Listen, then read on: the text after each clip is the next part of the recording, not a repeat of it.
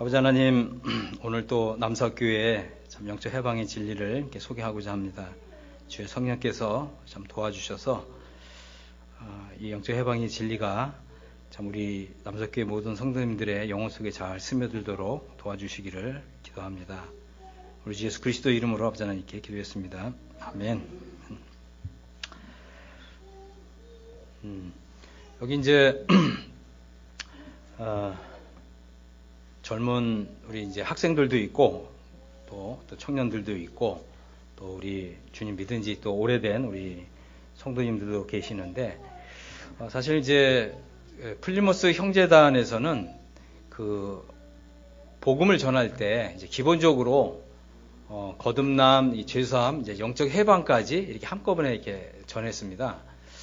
그래서 이제 아주 어린 나이에도 이 영적 해방의 진리를 듣고 이제 이것을 자신의 이제 신앙의 양식으로 이렇게 삼았는데, 그래서 이제 주님 믿은 이후에 어떤 죄에 대한 이제 유혹이 이렇게 올 때 그 전에는 이제 내가 사탄이 와서 내 마음의 문을 두드리면서 나를 유혹하려고 할 때 내가 나가서 사탄아 들어오면 안 돼 이제 이렇게 했는데, 이 영적 해방의 진리를 배우고 난 이후부터는 주님 저는 약하오니 주님이 대신 나가서 사탄을 맞이해 주십시오 이렇게 했대요. 그래서 이제 아주 어린 나이에도 이 시험이나 유혹이 올 때 주님이 대신 나가서 사탄을 이렇게 맞이하니까 사탄이 놀라서 도망가고, 그래서 이제 영적으로 승리하는 삶을 살았다고 하는 이런 이제 일화들이 많이 있습니다. 그래서 우리 학생들도 이런 말씀을 참 이렇게 들으시면서 정말 예수님이 십자가에서 못 박히신 것은 내가 지은 모든 죄들을 대속하시는 그런 목적이 있을 뿐만 아니라 나라고 하는 사람 자체를 십자가에 못 박았다고 하는 참 이러한 참 진리를 우리 신앙의 기초로 이렇게 삼으시면서 성경을 이렇게 읽으시면 성령님께서 이런 진리를 확실하게 보여주실 줄로 이렇게 믿습니다. 우선 저는 이제 영적 해방의 진리를 이렇게 좀 말씀드리면서 우선 좀 내부리의 신자가 있다 이렇게 말씀을 좀 드리고 싶습니다. 첫 번째는 뭐냐면 영적 해방의 진리를 전혀 들어보지 않은 분들이 많아요. 이게 1번입니다. 영적 해방의 진리를 들어본 일이 없기 때문에 이게 우리가 주님을 믿고 구원받은 그런 기쁨은 알지만 다시 이 죄성이 나를 죄로 사로잡아 갈 때 이걸 어떻게 이제 여기서 이기고 승리해야 되는지를 모르는 거죠. 그러니까 어떻게 해요?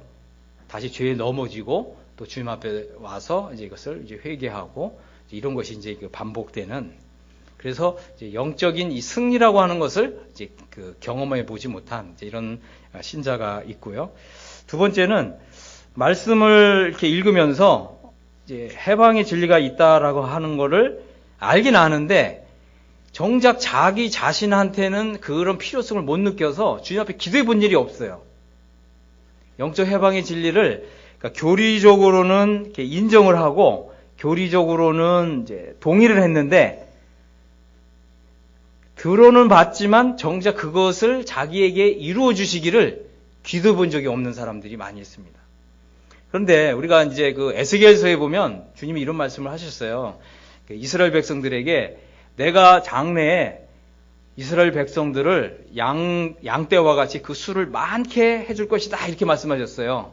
그 다음에 뭐라고 하셨냐면 내가 이렇게 약속했을지라도 자기에게 이런 약속의 말씀이 이루어 주시기를 기도해야만 내가 이것을 이루어 주신다 이렇게 말씀하신 거예요. 다시 말씀을 드려서 하나님의 이제 이런 약속의 말씀이 있다 할지라도 이것이 다 내 거가 아니에요. 어떤 게 내 거예요? 기도를 통해서 하나님이 이걸 주시는 것을 받은 사람만이 이게 내 거가 되는 거예요. 이해하셨죠? 세 번째는 영적 해방의 진리를 들어보았을 뿐만 아니라 또 이 진리가 너무나 좋은 걸 알고서 하나님 앞에서 간절히 사모하고 기다리는 사람이 있어요. 이런 사람에게 이제 성령님이 역사하셔서 이것을 실제적으로 경험하게 해주시는 거예요. 여러분이 이것을 오늘 들었다고 해갖고 이것이 내 거가 됐다고 생각하시면 안 돼요. 여러분들이 스스로가 앞으로 성경을 펴서 성경을 읽으시면서 이 말씀이 내게 이루어지시기를 기도해야 되고 또 이 영적 해방의 진리를 좀 공부하셔야 돼요. 응? 공부하셔야 됩니다.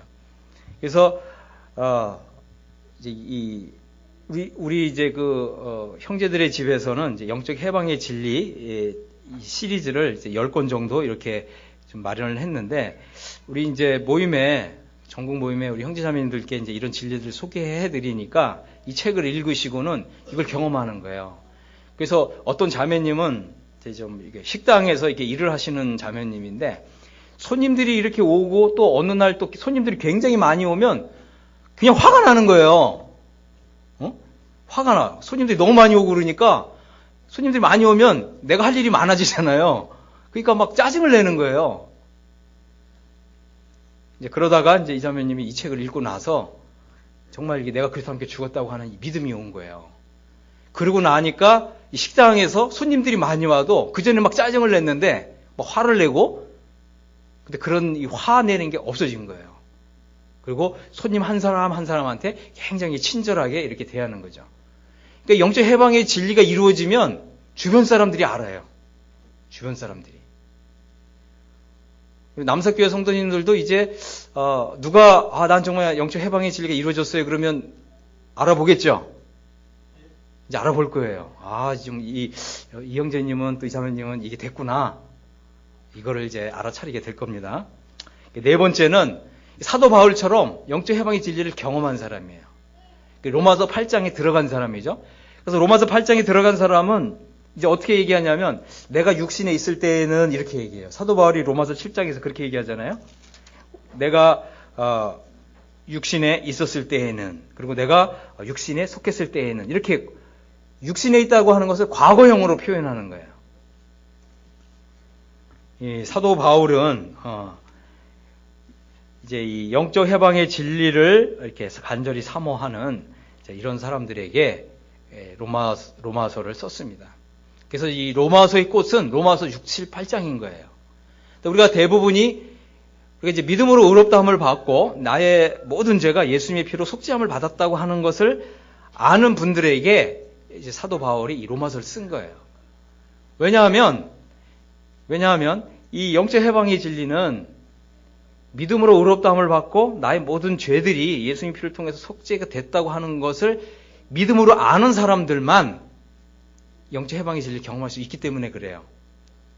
그러니까 이제 일반 교회에서는 이제 이런 거듭남도 경험하지 못한 분들이 있고 또 영원한 죄사함을 모르는 분들이 있어요. 이런 분들한테는 영적 해방의 진리를 소개해도 잘 몰라요.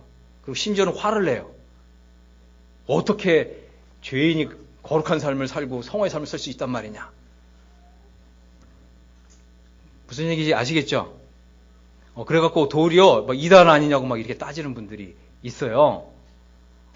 그래서 우리가 이제 그 대상이 누구냐에 따라서 이제 이런 말씀들을 이제 교제를 이렇게 좀 할 필요가 있고, 특별히는 내가 정말 그리스도와 함께 죽었다고 하는 이런 믿음이 오니까 이런 부분에 있어서 참 좋더라, 이렇게 좀 간증 형태로 이렇게 말씀하시면 좋습니다. 그러나 이제 어쨌든 영적 해방의 진리가 이해되려면 분명히 거듭난 사실이 있어야 되고요. 두 번째, 또 영원한 죄사함을 받은 분명한 이제 경험이 이제 있어야 됩니다. 사도 바울은 사실 이제 로마 교회에 로마서를 썼는데, 사도 바울은 로마서를 쓰기 전에 한 번도 로마 교회에 와본 적이 없어요. 한 번도 이 바울이 로마 교회에 하나님 말씀을 전한 적이 없어요. 바울을 통해서가 아니라 다른 사람을 통해서 거듭났고 죄사함을 받은 거예요. 이 사람들에게 사도 바울이 이제 편지를 썼는데 그게 바로 로마서입니다. 그러니까 사실은 어떻게 해요? 이제 이 믿음으로 의롭다함을 받은 이 사실을 확실하게 하고, 그죠? 이게 이제 로마서 5장 11절까지예요.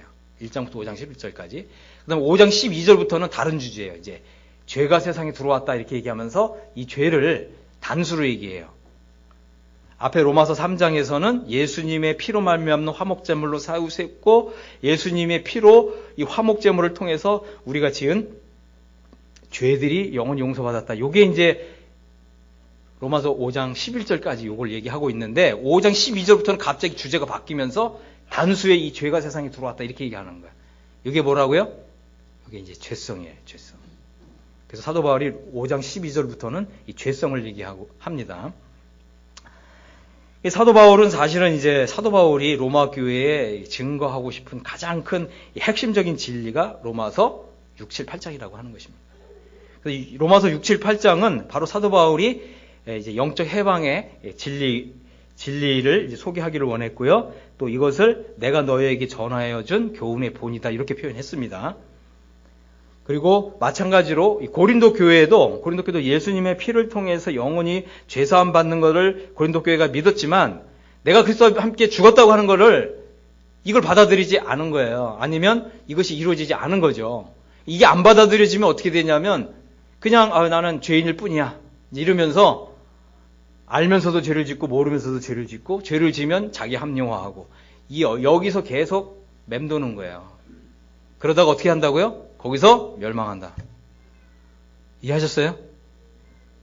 멸망하는 거예요. 멸망한다는 말이 뭐라고 그랬습니까? 하나님을 위해서 아름다운 열매를 전혀 맺지 못하는 상태에서 이 세상 삶을 마감하는 거예요. 그런 사람들은 천국에는 가는데 주님 앞에서 부끄러움을 당한다 그랬습니다. 그래서 이 사도 바울은 이 고린도 교회를 향해서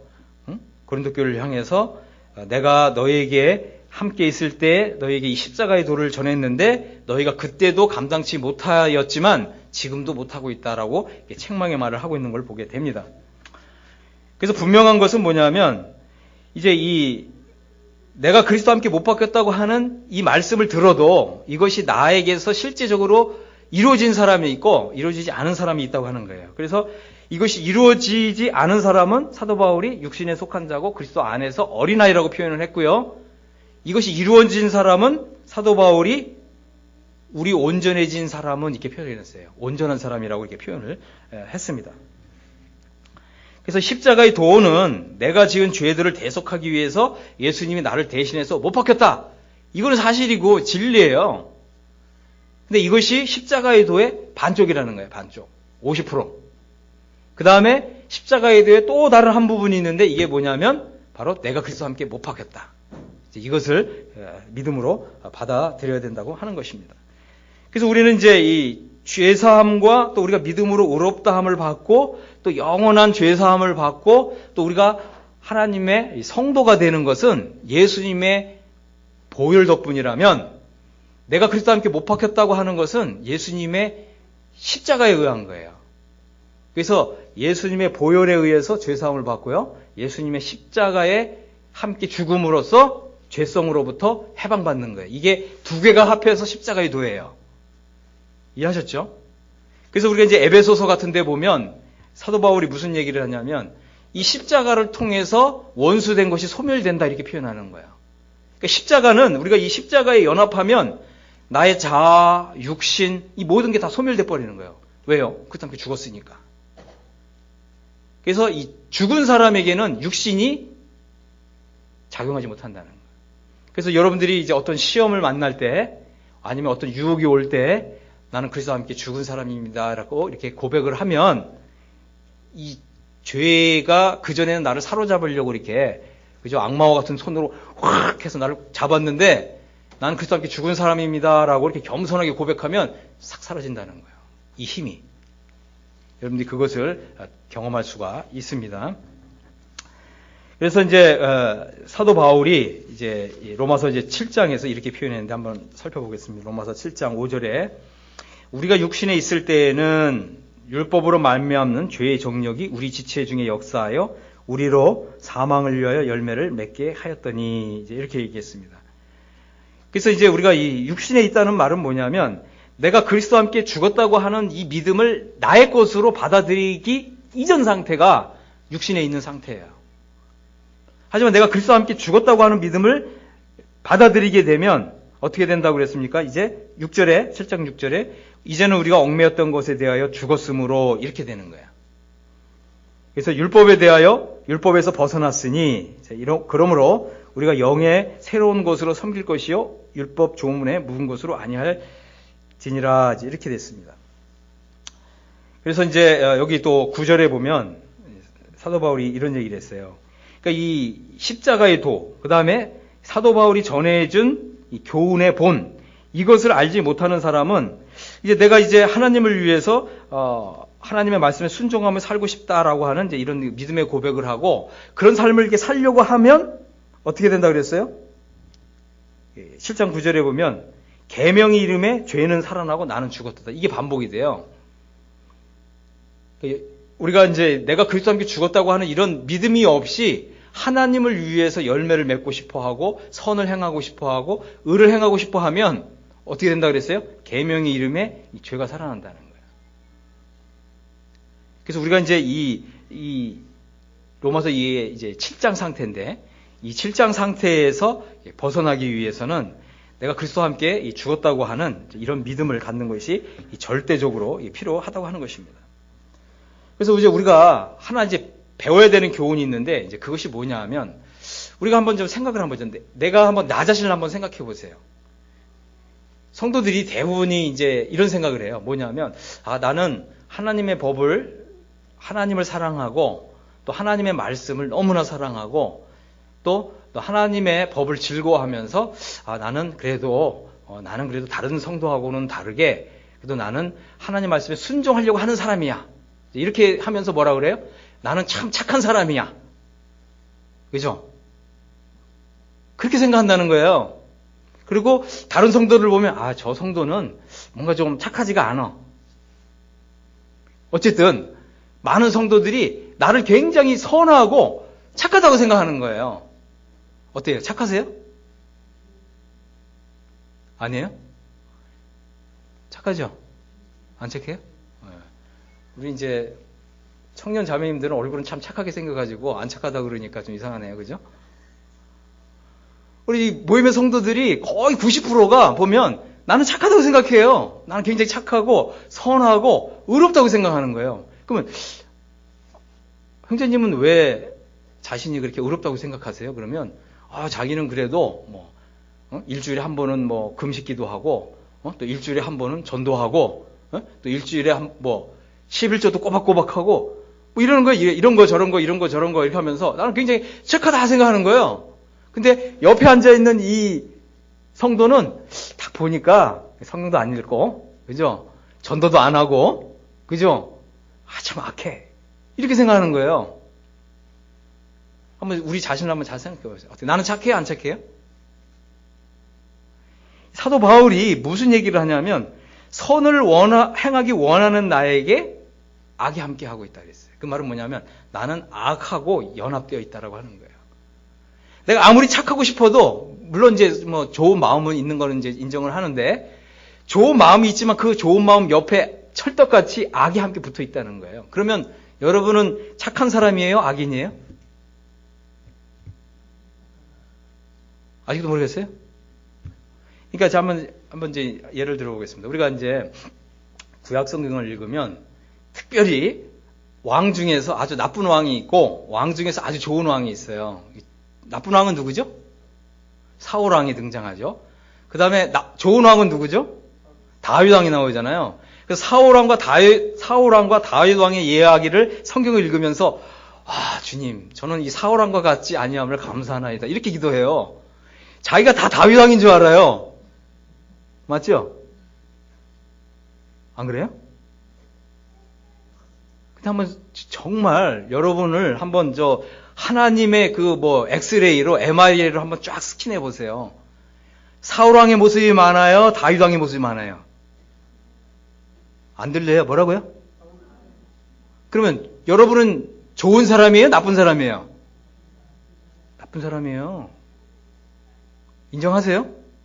자, 중요한 건 뭐냐면 아름다운 열매를 맺으면 좋은 나무예요. 제가 이제 질문을 드릴 거예요. 나쁜 열매를 맺으면 무슨 나무요? 나쁜 나무예요. 그럼 자, 여러분 한번 스스로 한번 쫙 스캔해 보세요. 아름다운 열매를 맺고 있어요? 아니면 나쁜 열매를 맺고 있어요? 중간이요? 중간 없어요. 무슨 중간? 중간 없습니다. 중간 열매는 뭐예요, 그러면? 예? 사과가 있는데, 사과가 막 멍들고 상처투성이, 이건 좋은 열매예요, 나쁜 열매예요? 나쁜 열매죠.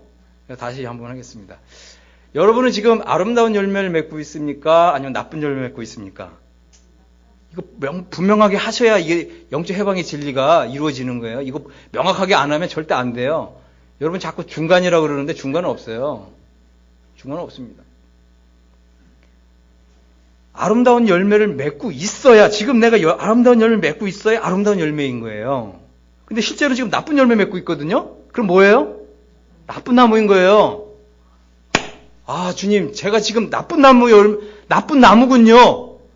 여러분, 이걸 발견하셔야 이 로마서 7장을 제대로 아는 거예요. 이걸 발견 못하면 여러분은 어떻게 해요? 죽을 때까지 로마서 7장 상태에서 맴맴 돌다가 주님 앞에 서야 돼요. 근데 주님이, 우리가 주님 믿은 이후의 삶을 한번 쫙 돌아보시는데 죄다 나쁜 열매만 있는 거예요. 근데 나쁜 열매라 그래가지고 꼭 무슨 살인죄, 이런 것만 꼭 나쁜 열매가 아니에요. 성경에서 뭐라고 해요? 바울이 뭐라고 했냐면 믿음으로 하지 않는 건 다 죄인이라 그랬거든요. 그럼 여러분 죄를 하루에 몇 번 져요? 숨 쉴 때마다 한 번씩 짓죠? 그게 나쁜 나무라는 거예요. 여러분 이거를 정말 이 말씀을 통과하셔야 돼요. 이 말씀을 통과 안 하면 안 돼요. 그래서 이 선한 열매를 맺고 싶고 아름다운 열매를 맺고 싶은데 실제로는 어떻게 해요? 나쁜 열매만 맺고 있으니까 이게 하나님 앞에서 괴로운 거예요. 그래서 로마서 7장에서 뭐라고 얘기합니까? 내 속사람으로는 하나님의 법을 즐거워하되 내 지체 속에서 한 다른 법이 내 마음의 법과 싸워 내 지체 속에 있는 죄의 법으로 나를 사로잡는 것을 보는도다. 그래서 오라 나는 곤고한 사람이로다. 그랬고요. 자신의 몸 한번 이렇게 한번 가르쳐 보세요. 자기 몸. 자신의 몸을 이 사망의 몸 이렇게 했어요. 무슨 몸이요? 사망의 몸. 이 사망의 몸에서 누가 나를 건져내랴 이렇게 얘기한 거예요. 그러니까 내 몸이 지금 생명의 몸이라고요? 사망의 몸이라고요? 사망의 몸이요. 사망의 몸. 그래서 이 사망의 몸에서 누가 나를 건져내랴 이렇게 되는데 이 영어식 표현이 누가 나를 해방시키랴 이거예요. 이 사망의 몸에서 누가 나를 해방시키랴. 이제 우리가 이제 로마서 7장을 보면 로마서 7장에 하나님의 법을 즐거워하고 또 선을 행하기 원하고 이게 다 보면 주어가 다 나예요. 나. 근데 여기 24절에 와서 비로소 나가 아니라 내가 아니라 누가로 바뀐 거예요. 왜냐? 나 중심의 신앙생활로는 벗어날 수가 없다는 걸 깨달았어요. 그래요. 누가 나를 이 사망의 몸에서 해방시키랴. 이렇게 표현하고 있는 것입니다. 그럼 왜 나는 이게 사망의 몸이냐 하면, 그죠? 7장 15절에 보면, 나의 행하는 것을 내가 알지 못하노니, 곧 원하는 이것은 행하지 아니하고, 도리어 미워하는 그것을 행함이라. 그죠? 원하는 선을 행하지 않고 미워하는 악을 행하기 때문에 사망의 몸인 거죠. 또 7장 23절에 보면 내 지체 속에 있는 한 다른 법이 내 마음의 법과 싸워 내 지체 속에 있는 죄의 법 아래로 나를 사로잡아 오는 것을 보는도다. 뭐라고 얘기했냐면 항상 죄의 법 아래로 사로잡히기 때문에 사망의 몸이라는 거예요. 그러니까 여러분들 어떻게 하셔야 돼요? 주님, 저는 이 사망의 몸에서 좀 해방받고 싶습니다. 이렇게 하나님 앞에 기도하셔야 되는 거죠. 여러분 이런 기도 한 번도 안 하셨죠? 이거 하셔야 돼요. 이거를 하시면 때가 되면 주님이 나를 이렇게 들어 올려 주셔서 로마서 8장으로 옮겨주시는 것을 경험을 하게 됩니다. 그래서 이제 우리가 이 로마서를 보면 이 두 종류의 이제 그리스도인이 있는 거죠. 고린도 전서에서는 두 종류의 그리스도인을 이렇게 표현했죠. 어떻게 표현했습니까? 육신에 속한 자, 그리스도 안에서 어린아이. 그러니까 육신에 속한 그리스도인이 한 사람이 있습니다. 그죠? 또 한 사람은 신령한 그리스도인, 영적인 그리스도인. 그리고 이 사람들을 온전한 자라고 이렇게 표현했어요. 왜 온전하냐 하면 예수님이 십자가에 못 박히셨을 뿐만 아니라 나도 못 박혔다고 하는 믿음을 가지고 있을 때 이게 이제 온전한 믿음을 가지고 있을 때 온전한 자라고 표현하는 거예요. 그러니까 예를 들자면 이제 갈라디아서에서도 6장 15절에 이렇게 얘기하잖아요. 내가 우리 주 예수 그리스도의 십자가 외에는 결코 자랑할 것이 없다 이렇게 얘기했죠. 그 말은 뭐예요? 예수님이 십자가에 못 박혔다 이 말이잖아요. 그러면서 뭐라고 그래서 그 다음에 이제는 세상이 나에 대해서 못 박혔고 나도 세상에 대하여 못 박혔다 이렇게 얘기하잖아요. 그러니까 예수님이 십자가에 못 박힌 거, 내가 못 박힌 거. 그래서 나는 이 두 가지를 자랑한다는 거예요. 그러니까 우리는 이제 지금까지는 뭐예요? 예수님이 나를 대신해서 십자가에 못 박힌 걸 자랑했잖아요. 그죠? 근데 이제는 내가 못 박혔다고 하는 걸 자랑하는 거예요. 어떻게 자랑하시겠어요? 내가 못 박혔다고 하는 걸 자랑할 수 있는 믿음. 그죠? 이 믿음이 될 때 하나님 보실 때는 이 사람은 온전한 믿음을 가진 사람이에요. 그래서 이제 다시 로마서를 오게 되면 한 사람은 로마서 7장 상태에 있는 사람이에요. 이 사람은 육신에 있는 사람이에요. 육신에 있는 사람. 그 다음에 또 한 사람은 로마서 8장에 들어간 사람인데 이 사람은 그리스도 안에 있는 사람이에요. 다시 말씀드릴게요. 구원받은 성도는 두 부류예요. 육신에 있는 사람, 그리스도 안에 있는 사람. 여러분들은 지금까지 어떻게 알았어요? 구원받으면 다 그리스도 안에 있다고 생각했죠? 아니에요. 그거는 이제 여러분들이 성경을 잘못 읽어서 그래요. 그건 이제 왜 그러냐면 예를 들자면 로마서 8장 1절도 마찬가지인데 많은 분들이 처음 복음의 말씀을 들을 때 그리스도 예수 안에 있는 자는 결코 정죄함이 없나니 이런 말씀을 보면서 이 정죄를 내가 지은 죄들로부터 죄에 대한 형벌로부터 이제 구원받았다 이걸로 이해를 하는 거죠. 근데 로마서 8장 1절은 그걸 얘기하는 게 아니에요. 로마서 7장 상태에서 내가 하나님의 법을 즐거워하는데 이 법을 순종하고 살지 못하는 것 때문에 오는 정죄예요. 이 로마서 7장 때문에 오는 정죄예요. 이 지금 로마서 8장 1절에서 말하는 이 정죄는. 근데 내가 이제 그리스도와 함께 죽었다는 믿음을 통해서 로마서 8장에 들어왔기 때문에 이제는 어떻게 해요? 내 마음에서 소원하고 선하다고 여기는 하나님의 법을 즐거워하는 이 법으로부터 정죄를 받지 않는 거예요. 왜요? 이제는 생명의 성령의 법으로 살기 때문에. 그래서 다시 말씀을 드리면 로마서 5장 11절까지는 칭의를 얘기하는 거고요. 5장 12절부터 8장은 성화를 얘기하는 거예요. 이해하셨죠? 그래서 우리가 이제 로마서 8장 상태에 들어올 때 비로소 신분과 우리의 상태가 일치가 되는 것입니다. 이게 굉장히 중요한 것입니다. 로마서 7장에 있는 사람은 육신에 있는 사람이에요. 육신에 속한 사람이고 육신적인 그리스도인입니다. 또 그리스도 안에서 어린 아이라고 표현했고요. 그다음에 이제 7장 1절을 보면 로마서 7장 1절에 보면 율법이 주관한다 그랬어요. 법으로 매여 있다 이렇게 표현했습니다. 또 로마서 8장 2절에서는 죄와 사망의 법 아래 있다 이렇게 표현했습니다. 7장 3절을 보면 율법이 남편이다 이렇게 표현했고요. 7장 5절에는 사망을 위하여 열매를 맺는 상태가 지속된다 이렇게 표현했고요. 7장 23절에서는 늘 죄의 법 아래로 사로잡힌다 이렇게 표현했고요. 7장 18절에서는 원함은 있으나 선을 행하는 것은 없다 이렇게 표현했고요. 7장 24절에서는 오라 나는 곤고한 사람이다 이렇게 표현했습니다. 우리가 이제 하나님의 앞에서 또 하나님의 말씀 앞에서 정직하게 우리 자신을 이렇게 싹 보면 내가 지금 여기 7장 상태에 있구나 이걸 정확하게 알게 돼요. 그래서 여러분들이 이 영적 해방의 진리를 배우시려면 로마서 6장, 7장, 8장을 한 구절 한 구절 그냥 막 통으로 읽으시면 안 되고요. 한 구절 한 구절 읽으시면서 다 나하고 대입해 봐야 돼요. 내가 지금 이 말씀을 통과했나? 아직 통과하지 않았나? 이 말씀이 정말 나한테서 이루어졌나? 이루어지지 않았나? 이렇게 읽으셔야 돼요. 그렇게 읽지 않으면 여러분들은 착각에 빠져요. 여러분들이 로마서를 8장을 읽었다고 그래갖고 내가 8장 상태에 들어간 게 아니에요.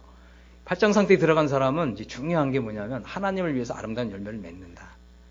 이게 중요한 것이에요. 이게 중요해요. 생명의 성령의 법이 작용한다는 말은 뭐냐면 경건의 삶을 살 수 있는 능력이 왔다 이 말이에요. 이해하셨죠? 로마서 8장 상태에 들어간 사람은 이제 그리스도 안에 있다 그랬습니다. 왜 그리스도 안에 있냐면 나의 자아와 육신이 죽었기 때문에 나는 없다는 거예요. 그러니까 이 갈라디아서 2장 20절이 항상 현재 나의 믿음인 거죠. 내가 그리스도와 함께 십자가에 못 박혔나니 그런즉 이제는 내가 사는 것이 아니라 내 안에 누가 산다고요? 그리스도 산다. 내가 산다고요? 그리스도가 사신다는 거죠. 그렇기 때문에 그리스도 안에 있다고 하는 것입니다. 그래서 이제 고린도전서 13장 11절에서는 이제 그리스도 안에 있는 사람 이렇게 표현했고요. 에베소서 4장 13절에서는 그리스도 안에서 장성한 사람 이렇게 표현했고요. 또 로마서 8장 6절에서는 성령의 지배 아래 있고 생명과 평안을 누리는 사람 이렇게 표현했고요. 생명이 성령의 법 아래에 있는 사람 이렇게 표현했고요. 또 에베소 5장 29절에는 이제 그리스도가 나의 남편인 사람. 실정 상태에 있는 사람은 율법이 나의 남편이라고 그랬어요. 한번 이제 요거 한번 생각을 해보겠습니다. 많은 사람들이 그러잖아요. 당신의 남편은 누구인가 이렇게 물어보면 그리스도지요 이렇게 대답은 하잖아요, 그죠? 근데 이제 이게 법을 아셔야 돼요. 법을 안다는 말은 뭐냐면 내가 이제 하나님의 말씀을 이제 순종을 해야 되는데 하나님 말씀에 순종이 잘 안 되네. 그러니까 하나님 말씀에 순종이 잘 안 되니까 어떻게 돼요? 원하는 바 선은 행하지 않고 원치 않은 바 악은 행하는 거죠. 그죠? 그러니까 율법이 나의 남편인 거예요. 뭐 해야 되는 건 아는데 안 되는 거. 무슨 말인지 아시겠어요? 우리 이제 자매님들도 보면 남편을 존경하고 사랑해야죠. 그렇게 하시고 있나요? 우리 자매님들? 남편. 우리 이제 청년 자매들은 집에서 우리 아버지한테 순종하고 복종해야죠. 근데 이제 우리 딸도 보면 뭐 좀 이렇게 해봐라 그러면 흥! 하고 쑥 이렇게 들어가요. 그럼 네, 이렇게 해야 되는데 흥! 이래요. 그럼 이게 생명의 성립 법 아래 있는 거예요? 아니죠. 이해하셨어요? 우리 자매님들은 남편을 사랑하고 존중해야 돼요. 그리고 존경해야 되고. 그렇게 하고 계시죠?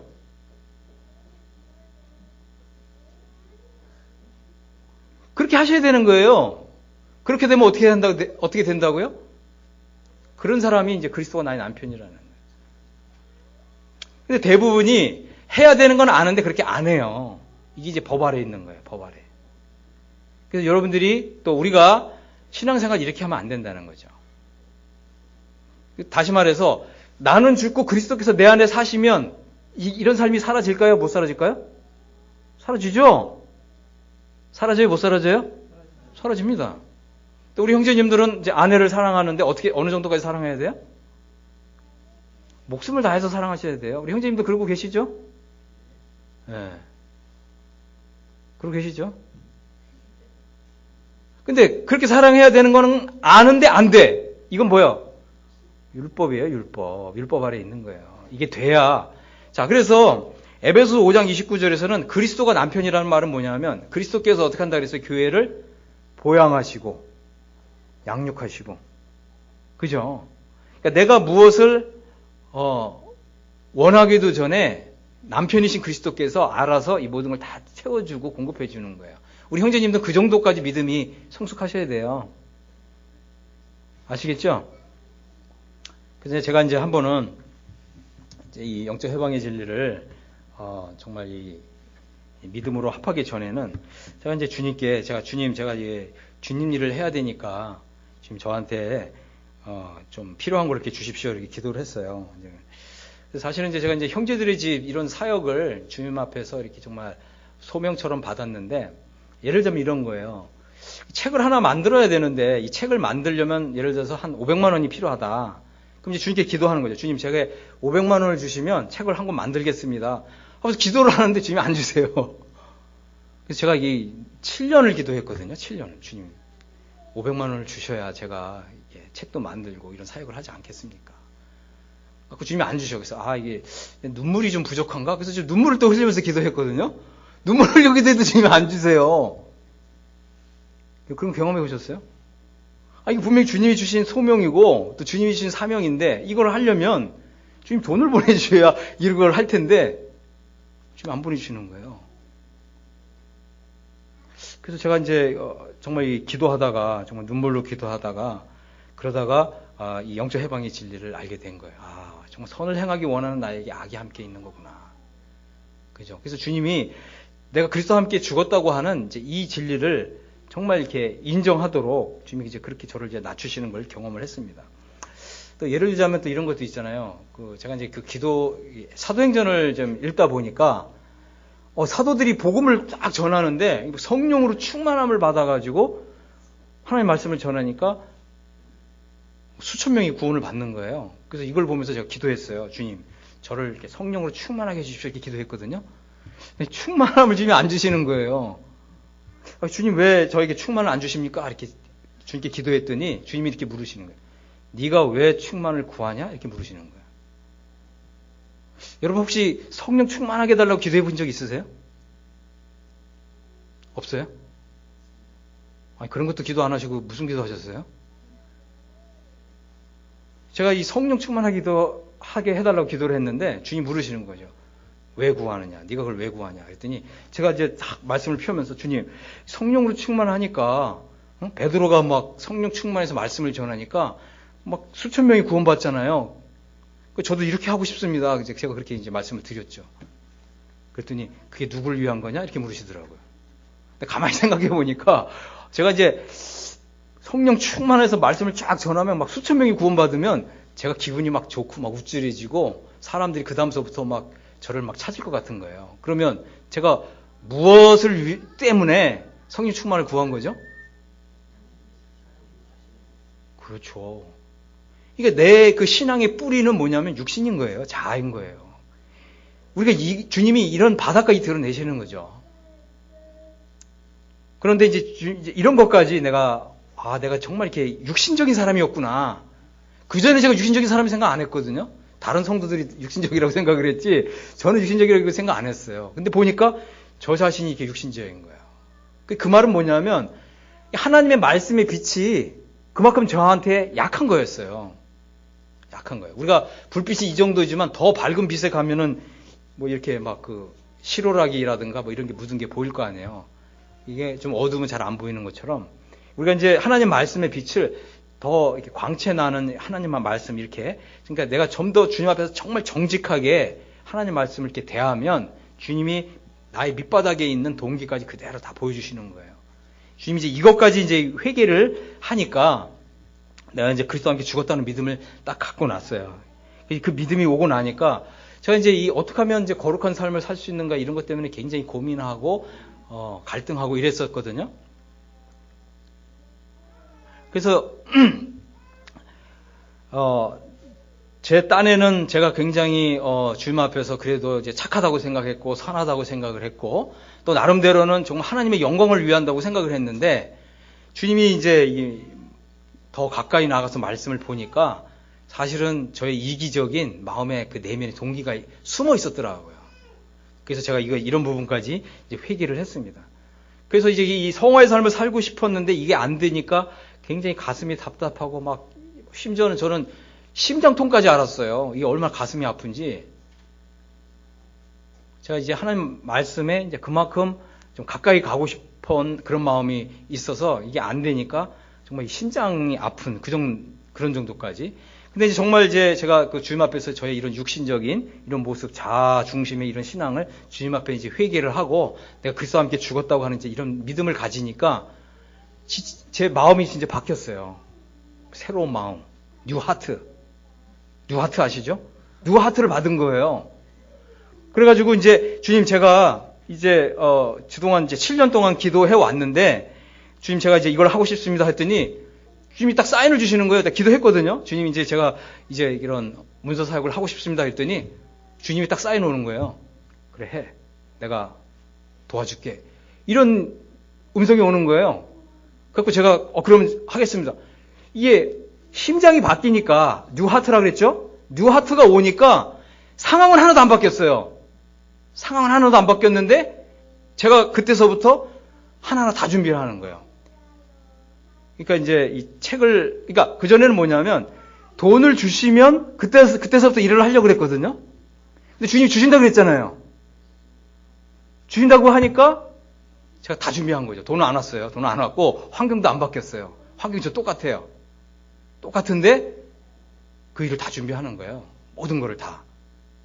책 편집하는 일, 뭐 번역하는 일, 편집하는 일, 그 다음에 이제 뭐 책 표지 디자인하는 일, 그 다음에 이제 그 책을 출판하는 그 인쇄 회사에 전화해서 이렇게 편집해 주십시오. 뭐 이렇게 해가지고 이걸 다 한 거예요. 그러고 나서 이제 견적서를 보내주십시오. 근데 그때까지도 저는 주님이 주신다고 하는 그 믿음으로 굉장히 기쁨으로 충만한 거예요. 견적서를 딱 받았거든요. 그랬더니 얼마 그 금액 딱 나오잖아요. 주님 이제 견적서 나왔습니다. 하니까 주님이 딱 돈을 넣어주시는 거예요. 형제들이 지금 이 출판 사역은 이렇게 시작됐고 지금까지 이렇게 왔어요. 저는 이제 한 번도 사람에게 이게 뭘 해야 됩니다. 이렇게 기도 요청도 안 했어요. 저는 오로지 하나님께만 기도하고 여기까지 왔습니다. 지금까지 책이 몇 권 출판됐다고요? 95권이요. 95권. 그리고 우리 책이 일반 이제 이 교회에서 최근에 보니까 이 장로교회에서 우리 책을 가지고 성경 공부를 하겠다고 책을 30권씩 50권씩 이렇게 주문하더라고요. 저 너무 이제 감사하고 우리 책들이 이제 한국 기독교계에 아주 널리 이제 확산되고 또 이제 우리 책을 통해서 정말 이 구원의 기쁨을 발견하고 또 영적 해방을 경험하고 이런 분들이 이제 생기기 시작했어요.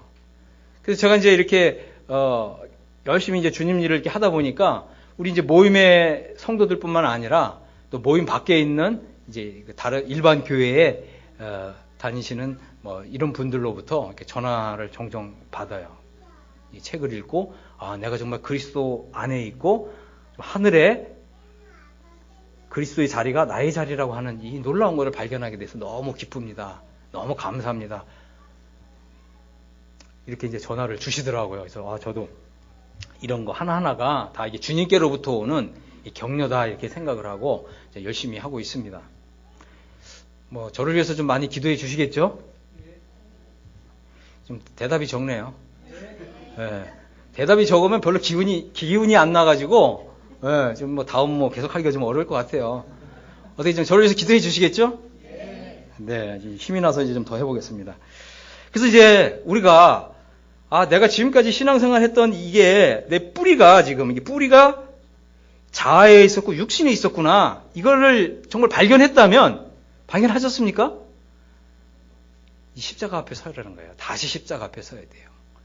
우리가 이제 이 영적 해방의 진리를 여러분이 이제 지금 들으셨지만 나중에라도 나에게 왜 하나님을 위해서 아름다운 열매가 맺고 있지 않지라고 하는 그래서 왜 이 사망을 위해서 자꾸 이런 열매가 맺히지 하면 다시 십자가 앞에 쓰셔야 돼요. 이 십자가의 도는 그죠? 우리가 정말 영원히 사랑하고 우리가 붙들어야 될 정말 중요한 신적인 도구라는 거예요. 신적인 도구. 그래서 우리가 이제 이 십자가의 도, 그 다음에 사도 바울이 로마 교회에는 내가 너에게 전하여 준 교훈의 본, 그 다음에 갈라디아서에서는 내가 그리스도와 함께 십자가에 못 박혔고 이제는 내가 사는 것이 아니라 내 안에 그리스도께서 사신다고 하는 믿음, 어떤 믿음이라고 그랬어요? 정관사가 사용된 믿음이라고 그랬죠. 이 믿음. 그래서 이런 믿음이 사실은 우리가 이제 앞으로 지금 이후부터 그죠? 우리가 로마서 8장 상태에 들어갔다 했을지라도 우리가 이 말씀은 끝까지 이 말씀을 붙들고 가야 돼요. 왜냐하면 이 말씀에 이제 우리가 이제 뿌리를 내리고 나의 이제 신앙의 터가 로마서 8장 상태로 이렇게 들어가게 되면 이제 말씀이 달라져요. 여지껏 내가 알았던 말씀들이 사실은 말씀에 너무 지극히 일부만 보였던 거예요. 주님이 말씀을 더 확 열어주세요. 놀라운 일이 일어납니다. 그래서 성경을 이렇게 보시면서 내가 그 전에 왜 이거밖에 못 봤지? 이런 것이 이제 새롬새롬 아롬아롬 이게 이제 와닿기 시작을 해요. 자, 그러면 우리 형제님들에게 어떤 일이 놀라운 일이 벌어지냐면 예배가 바뀌어요. 하나님께 감사하는 내용이 바뀌어요. 우리 자매님들도 그전에는 우리 자매님들이 보면 본인이 로마서 8장 상태에 들어가지 않았다는 거는 생각하지도 못하고 요즘 왜 예배가 이렇게 힘이 없지 그래요. 우리 형제님들이 너무 영성이 너무 추락한 거 아니야? 이런다고요. 정작 자신이 영적으로 추락한 건 모르고. 그래서 우리가 이제 이 그리스도와 정말 이 온전히 하나 되는 이런 기쁨 가운데 들어가면 우리는 어떻게 해요? 항상 그리스도 안에서 하늘에 그리스도와 함께 앉아있는 이 기쁨 가운데 쭉 사는 거예요. 그러니까 우리가 이 예배 시간에 성령의 감동으로 정말 이 그리스도 안에서 하늘에 앉아있는 자로서 예배 드리는 이런 거를 이제 맛보게 되고 경험하게 됩니다. 영적 해방이 이루어지면 무엇보다도 우리 형제님들의 예배가 변화가 돼요. 예배가 변해요. 감사의 내용이 바뀌게 돼요. 그래서 우리가 다시 십자가 앞에 설 필요가 있고요. 또 십자가의 좀 깊은 의미를 깨닫게 해달라고 좀 기도할 필요가 있습니다. 그래서 이제 우리가 이 로마서 이제 이 7장을 봤는데, 내가 이제 하나를 알게 되었다. 그죠? 내가 이제 내 마음으로는 하나님의 법을 즐거워했지만 늘 내 지체 속에 한 다른 법이 나를 죄의 법 아래로 사로잡는 이유가 내가 악과 연합되어 있기 때문이구나. 그죠? 그러니까 선을 행하기 원하는 나에게 악이 함께하고 있는 거예요. 그러니까 하나님께서는 악이 함께하고 있는 사람의 섬김과 봉사를 받지 않으시는 거예요. 그래서 하나님께서는 어떻게 하시냐면 네가 악과 지금 연합을 이루고 있으니 이제는 내가 너에게 정말 이 새로운 은혜를 내려주겠다. 이렇게 말씀하시면서 내가 이제 너를 십자가에 못 박아버리겠다. 왜냐? 나라고 하는 사람이 그렇게 좋은 사람이 아니에요. 하나님 보실 때는 악과 연합을 이루고 있는 사람이에요. 악과 하나가 된 사람이에요. 그래서 나를 못 박아버린 거예요. 왜? 나란 사람이 좋으니까? 선하니까? 의로우니까? 아니에요. 악하기 때문에. 그래서 우리가 이제 하나를 깨닫게 되는데, 주님, 정말 저같이 이렇게 육신적이고 저같이 악으로 가득한 이런 저라고 하는 사람을 십자가에 못 박아 주셔서 감사합니다. 이렇게 기도하는 거예요. 여러분 그렇게 기도해 보신 적 있으세요? 여러분이 정말 이 영적 해방의 진리를 깨달았다면 이제 그렇게 기도하는 거야. 그래서 제가 이것을 깨닫고 나서 우리가 이제 아까 말씀드렸지만 이 칭의 중심의 삶은 뭐냐면 내가 지은 죄들을 예수님 십자가에서 대신 죽으셔서 대속을 해주셨잖아요. 그러니까 우리의 신앙은 뭐냐면 주님, 제가 이 지옥에 갈 사람이었는데 제가 죄인이었고 제가 지은 죄들 때문에 내가 정말 이 지옥에 가야 될 사람이었는데 주님이 저를 대신해서 십자가에 못 박혀 주셨고 그래서 저를 살려주셔서 감사합니다. 이렇게 기도했어요. 맞죠? 이해되시죠? 그런데 이제 우리가 로마서 이제 6, 7, 8장을 통해서 이 해방의 진리를 알고 나서는 어떻게 해요? 주님, 저와 같이 악으로 연합되어 있고 악과 연합되어 있고 악이라고 하는 이 죄라고 하는 죄상과 연합되어 있는 이 나라고 하는 이 사람을 죽여주셔서 감사합니다. 이렇게 기도하는 거예요. 그렇게 기도해 보신 적 없으시죠? 여러분이 정말 깨달았다면 그렇게 기도하는 거예요. 주님, 저를 죽여주셔서 감사합니다. 이게 신앙의 차원이 달라지는 거예요. 응? 우리가 정말, 그죠? 우리가 이 하나님 말씀을 이제 읽으시고, 로마서 6장, 7장을 읽으시고, 주님 정말, 이 오라 공고한 사람, 이 사망의 몸에 거하는 저를 십자가에 못 박아 주셔서 감사합니다. 저라고 하는 자아를 죽여주셔서 감사합니다. 어때요? 이게 전혀 다른 차원을 얘기하는 거예요. 우리가 정말 이렇게 기도할 수 있다면 우리가 이 로마서 7장 상태에서 로마서 8장 상태로 넘어간다는 거예요. 그래서 이 로마서 이 7장에서 8장으로 넘어가는 것은 사실 어려운 일이 아니에요. 근데 우리 힘으로 생각하면 어렵죠. 하지만 이 영적 해방의 진리를 알고 나면 그래서 사도 바울이 전하여 준 교훈의 본을 마음으로 순종하면 죄로부터 해방돼요. 이렇게 나오잖아요. 그죠? 쉬운 거예요. 제가 아까 말씀드렸잖아요. 쓱 넘어간다고? 쓱 넘어가야 돼요. 무엇에 따라서? 나의 믿음에 따라서. 그래서 이 믿음이 나를 이 로마서 8장 상태에 들어가게 해줍니다.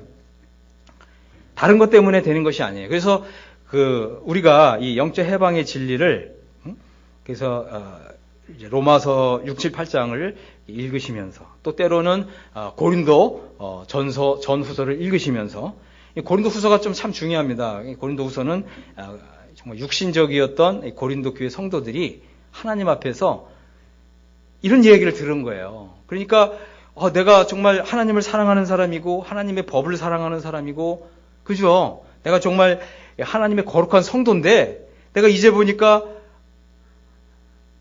그리스도와 함께 못 받겠다고 하는 이런 믿음을 받아들이지 않았구나. 이러면서 이제 고린도후서에 보면 뭐라고 표현해요? 얼마나 분해하며, 얼마나 안타까워하며, 또 내 마음을 하나님께서 얼마나 이제 진실하게 해야 되며, 이런 거를 통과한 거예요. 그래서 이제 우리 이제 조지 커팅이라고 하는 형제님이 이렇게 설명을 했는데 저는 이제 이것이 굉장히 좀 합당하다고 보여지는데 그걸 좀 소개를 해드리겠습니다. 두 사람이 있는데 두 사람이 다 그 밀렵 있잖아요. 밀렵 어느 이제 산에 들어가서 국립공원에 들어가서 동물들을 사냥하는 거예요. 이렇게 뭐 노루도 잡고 총으로 쏴서 이런 거를 굉장히 이제 즐기는 거죠. 이게 이제 밀렵이 법을 어기는 건지를 알면서도 국립공원을 이렇게 몰래 침투를 해가지고 총을 가지고 가서 쏴서 동물을 잡는 이 두 사람이 이런 일을 하고 있었던 거죠. 그런데 이런 일을 하다가 한 사람이 이건 죄잖아. 이걸 깨달은 거예요. 이건 죄지. 이건 그리스도인으로서 이런 일을 하면 안 되는 거지. 이걸 깨달은 거예요. 그래서 이제 친구한테 친구, 우리가 지금까지는 이거를 낙으로 삼고 즐거움으로 삼고 일을 해왔지만 이거는 그리스도인으로서 해서는 안 되는 거야. 이건 죄야. 그랬더니 한 친구가 아니 무슨 얘기야? 여지까지 같이 즐겁게 좀 사냥하고 이렇게 했는데 이걸 죄라니. 물론 나도 그거 죄라는 걸 인정을 하지. 그렇지만 이게 얼마나 우리가 이걸 한두 해 해왔어? 그래갖고 이제 둘이 이제 티격태격 싸운 거죠. 그러다가 이제 아침에 오니까 이제 그 국립공원을 지키는 사람한테 둘 다 체포가 된 거예요. 그래갖고 이 두 사람이 재판을 받았어요. 재판. 근데 한 사람은 내가 정말 이렇게 밀렵을 한 것은 이거는 정말 죄구나. 이걸 깨달은 거예요. 나는 그래서 이제 이 재판을 받는 그 자리에서 제가 지은 죄에 대해서 모든 대가를 다 지불하고 제가 이 죄에 대한 이 형벌을 정당하게 받겠습니다. 그리고 그래서 이 마음속으로부터 진심으로 뉘우친 거예요. 근데 한 사람은 그냥 잘못했습니다. 죄송합니다. 다시는 안 하겠습니다. 했는데 이 마음에서부터 진심으로 회개를 안 한 거예요. 근데 두 사람이 똑같이 어떻게 해요? 법에서 정한 형벌을, 징역을 둘 다 똑같이 살았어요. 그런데 이 두 사람이 이제 그 교도소에서 나온 다음에 두 사람의 삶이 같을까요? 다를까요? 다르다는 거예요. 한 사람은 기회만 되면 또 어떻게 하면 또 누구를 하나를 꼬셔가지고 또 이걸 밀렵을 하러 갈까? 한 사람은 이렇게 사는 거고요. 한 사람은 내 밀렵은 죄야. 난 다시는 그런 생활을 하지 않을 거야. 그래서 오히려 나는 내가 물론 정당한 죄에 대한 대가는 지불했지만 앞으로 나는 좀 동물을 사랑하고 이런 일을 할 거야. 이렇게 살아간다는 거예요. 이것은 오늘날 구원받은 두 사람의 모습을 보여줘요. 그래서 우리가 영원한 죄사함을 받은 사람으로서 우리가 지금 모든 죄들이 예수님의 피로 영원히 속죄되었다고 하는 것을 우리가 믿지만 어떤 한 사람은 여전히 죄를 지으면서 주님이 이제까지도 용서하셨으니까 이 정도 죄 짓는 거 어때? 이러고 살아간다는 거죠. 또 한 사람은 이렇게 죄에 굴복해서 사는 것은 이것은 그리스도인으로서 전혀 합당한 것이 아니다. 이래서 이것에 대해서 정말 이 죄가 얼마나 부끄러운 것인가 하는 것을 철저하게 회개한 사람으로서 살아간다는 거예요. 그래서 이제 이걸 놓고 봤을 때 여기에 세 가지 요소가 있다는 거죠. 첫 번째는 뭐냐면 하나님이 우리의 이 죄들과 이 죄성의 문제를 해결해 주신 것은 하나님 편에서는 법적인 행동이라는 거죠. 1번은 하나님의 법적인 행동이에요. 하나님이 하신 거죠. 두 번째, 우리가 구원받은 이후에 짓는 이 죄, 그 다음에 이 죄성에 굴복하고 사는 이 문제에 대해서 한 사람은 이것을 도덕적으로 반응한 거예요. 그리스도인으로서 죄성에 굴복하고 사는 것은 이것은 그리스도인으로서 전혀 합당한 삶이 아니다. 나는 이 죄성에 굴복하는 삶이 아니라 이제부터 하나님을 기쁘시게 해드리는 삶, 하나님을 위해서 아름다운 삶을, 아름다운 열매를 맺는 삶을 살아가기를 원한다. 이 사람의 마음속에서 이런 내면 깊숙한 곳에서 이런 도덕적인 반응을 했다는 거예요.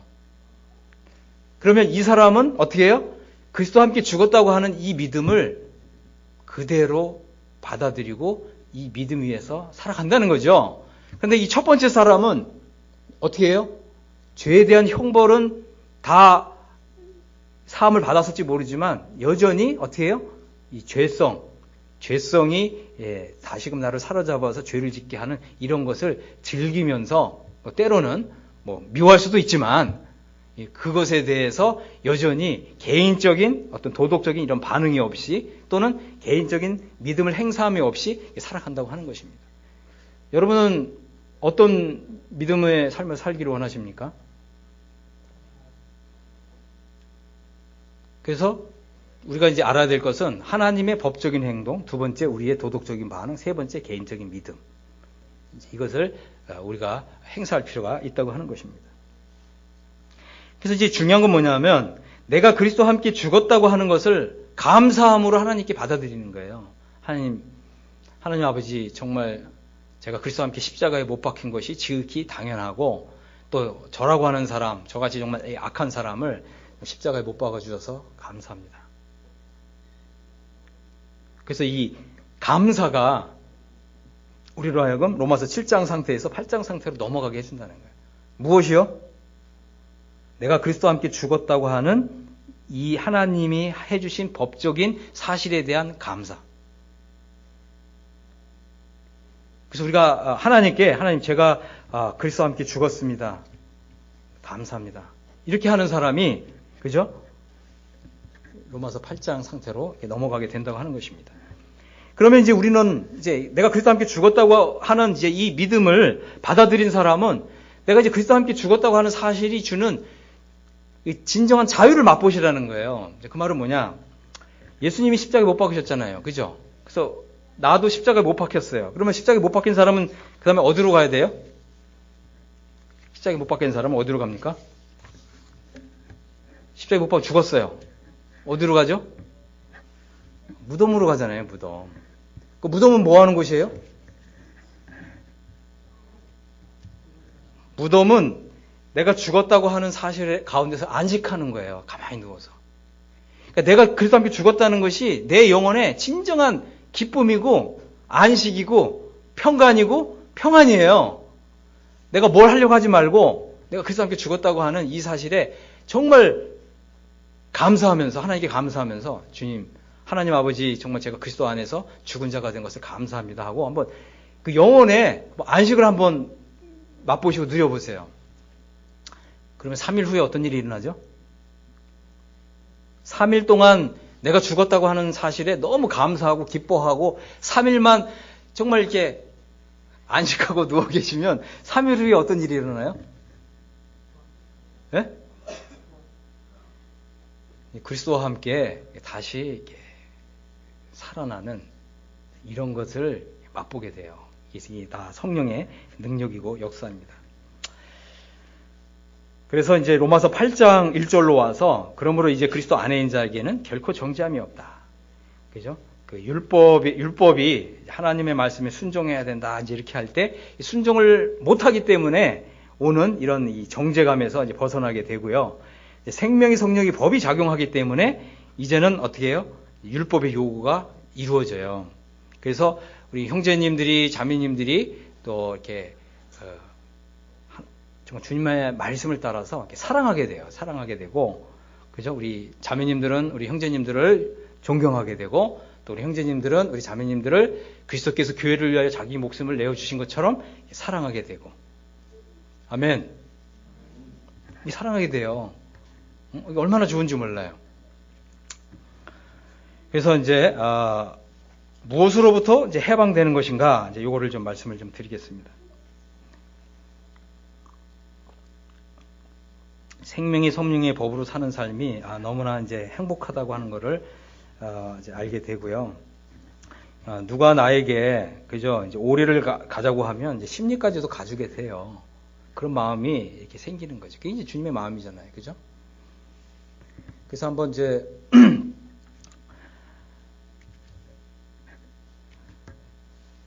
그래서 정말 이 생명이 성령의 법이 나를 이렇게 이끄는 대로.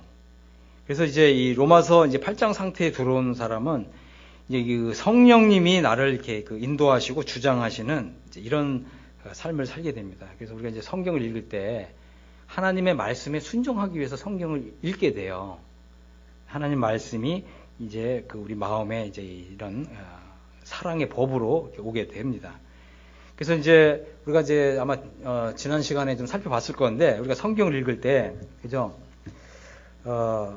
이제 사랑은 오래 참고라고 하는지 이런 구절을 이렇게 읽을 때 우리는 그 전에는 어떻게 읽었냐면 사랑은 오래 참고 사랑은 뭐 성내지 아니하며 이렇게 읽을 때 그 전에 이렇게 읽었어요. 아, 그렇지. 이 사랑은 예수님이지.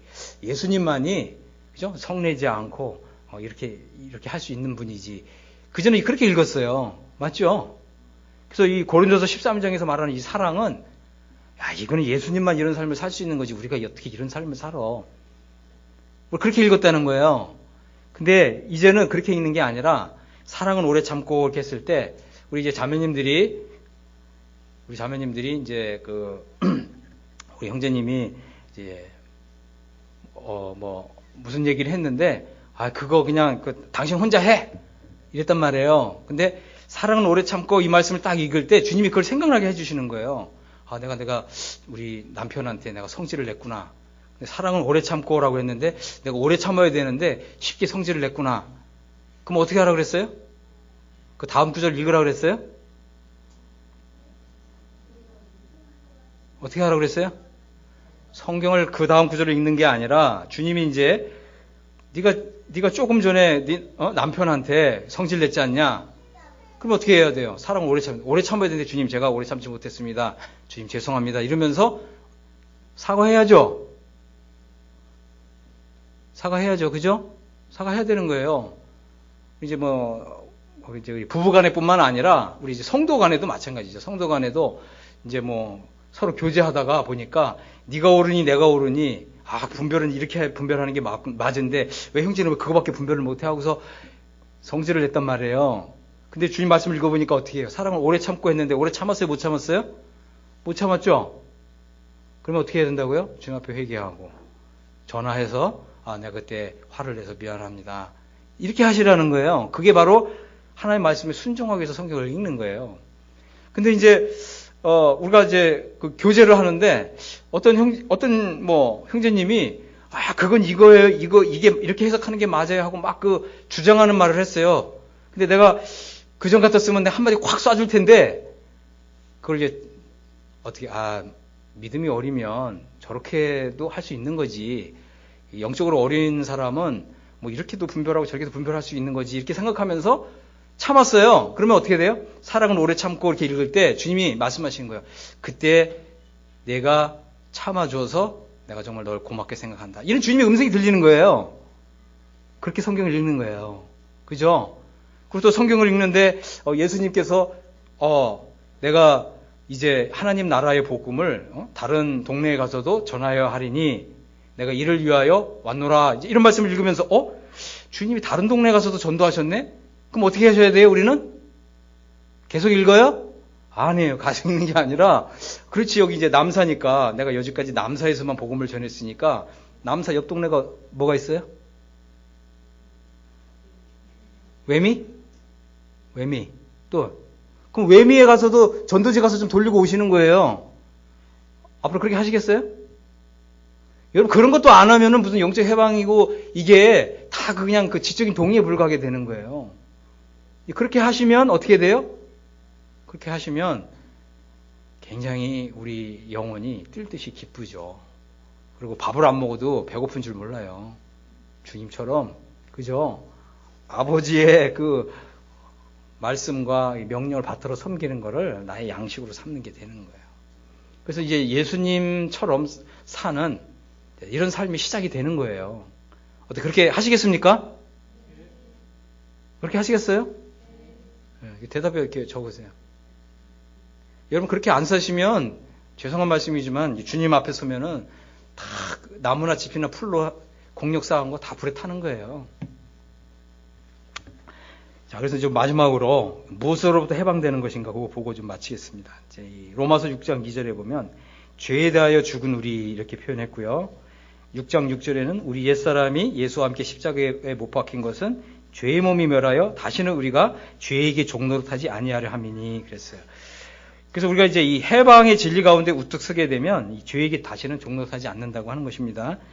6장 7절에 보면 죽은 자가 죄에서 벗어난다고 되어 있고요. 6장 14절에 보면 죄가 너희를 주관치 못하리니 이렇게 되어 있고요. 6장 18절에서는 죄에게서 해방되어 이렇게 되어 있고요. 6장 22절에서는 이제는 너희가 죄에게서 해방되고 하나님께 종이 되어 거룩함에 이르는 열매를 얻었으니 이런 이제 열매를 얻게 됩니다. 그래서 첫 번째는 죄에서 해방이 된다. 이 죄라고 하는 것은 이제 죄성이라고 말씀을 드렸습니다. 두 번째는 6장 15절에 보면 우리가 법 아래 있지 않냐고 은혜 아래 있으니 이렇게 되어 있어요. 그래서 이 율법에서 벗어나게 된다. 율법에서 해방이 된다. 우리가 그리스도의 몸 7장 4절에는 우리가 얽매였던 것에 대하여 죽었으므로 율법에서 벗어났으니 그래서 율법에서 벗어나게 되고요. 8장 4절에서는 육신을 쫓지 않고 그 영을 쫓아 행하는 우리에게 율법의 요구를 이루어지게 하려 함이니라. 그래서 이제 율법의 요구가 이제 이루어지게 되는 것입니다. 그래서 우리가 이제 이 율법의 요구를 이루는 삶을 사는 것이 생명의 성령의 법으로 사는 거예요. 율법을 어기면서 사는 게 해방의 진리가 아니라 오히려 율법의 요구를 이루는 삶을 사는 거죠. 나의 힘으로는 안 됐는데 어떻게 해요? 생명의 성령의 법으로 그것이 이루어지는 것입니다. 그래서 우리 이제 청년들이나 젊은 사람들이 좀 이런 걸 배워야 되는데, 예를 들어서 누가 나한테 커피 한 잔 갖다 주십시오 그러면 이제 해방이 이루어진 사람은, 생명의 성령의 법으로 사는 사람은 커피 좀 먹고 싶습니다 그러면 커피만 주는 게 아니라 거기다 플러스 비스켓을 하나 더 주는 거예요. 어디 멋있죠? 뭐 그렇게 살아보세요. 왜 아멘도 안 하세요? 네. 커피 달라고 그러는데 커피만 주는 게 아니라 커피에다가 비스켓을 하나 더 주는 거예요. 그렇게 사십시오. 그렇게 살면 굉장히 큰 기쁨이 있습니다. 7장 6절에 이제는 우리가 얽매였던 것에 대하여 죽었으므로 율법에서 벗어났으니, 그래서 이 율법이 우리를 이제 얽매고 있었는데 이제 여기서 이렇게 벗어나게 됩니다. 8장 4절에는 이제 육신을 쫓지 않게 되고 또 성령을 쫓아 행하게 되고 율법의 요구가 이루어지게 됩니다. 그래서 두 번째는 이제 율법에서 해방된다라고 하는 것이고요. 이 세 번째는 6장 6절에 보면 우리 옛사람이 예수와 함께 십자가에 못 박힌 것은 이렇게 되어 있어요. 그래서 우리 옛사람에서 해방이 되고요. 6장 7절에는 이제 죽은 자가 죄에서 벗어나, 그죠? 죽은 자가 죄에서 벗어나. 그 다음에 이제 7장 5절에는 우리가 육신에 있을 때에는 율법으로 말미암는 죄의 정력이 우리 지체 중에 역사하여 우리로 사망을 위하여 열매를 맺게 하였더니, 그렇습니다. 그래서 우리가 해방된다는 것은 이제 육신 상태에서 이제 해방된다는 거예요. 벗어나게 된다고 하는 것입니다. 자, 그래서 이제 마지막으로 좀 정리를 드리면, 이제 해방은 이제 승리의 삶으로 들어가는 관문에 해당되고요. 그래서 우리가 한 가지 생각을 해보면, 우리가 이 거룩한 삶을 추구하면서 내가 실제로 거룩한 삶을 살았다, 그죠? 그래서 우리가 이 거룩한 삶을 내가 살기 때문에 행복감이 오는 것이 아니라, 내가 그리스도와 함께 죽었다고 하는 이런 이 기쁨과, 그죠? 내가 이제는 생명의 성령의 법으로 산다고 하는 이런 이 믿음이 먼저 오게 되면 거룩한 삶이 사라진다는 거예요. 이 순서가 이렇게 달라지게 된다고 하는 것입니다. 내가 그리스도 안에서 죽은 자가 되었다고 하는 이런 이 기쁨이 있을 때 우리가 거룩한 삶을 사라진다고 하는 것이죠. 그래서 우리의 애씀이나 노력이 아니라 믿음이, 어떤 믿음이요? 영적 해방의 진리에 대한 믿음이 우리로 하여금 성화의 삶을 살게 해준다고 하는 것입니다. 그래서 이 영적 해방의 진리는 사실은 이제 아까 제가 좀 말씀을 좀 초기에 드렸지만, 이 플리머스 형제단에 속한 분들이 이런 그 영적 해방의 진리를 풍성하게 누리고 이렇게 살았습니다.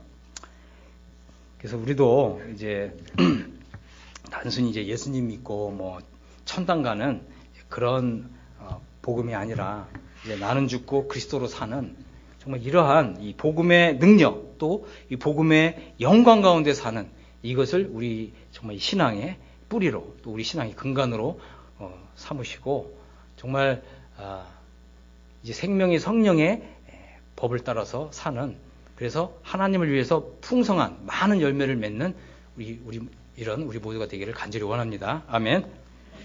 예, 기도하고 좀 마치도록 하겠습니다. 아버지 하나님 감사합니다. 우리에게 이 해방의 진리를 알게 해주시고, 또 내가 그리스도와 함께 죽은 자가 되었다고 하는 것이 정말 우리 믿음의 큰 기쁨으로 받아들이게 해주셔서, 참 이 그리스도와 함께 죽었다고 하는 이 사실에 대한 감사가 우리로 하여금 로마서 7장 상태에서 8장 상태로 넘어가게 해주는 좀 이런 것을 보면서 너무나 감사를 드립니다.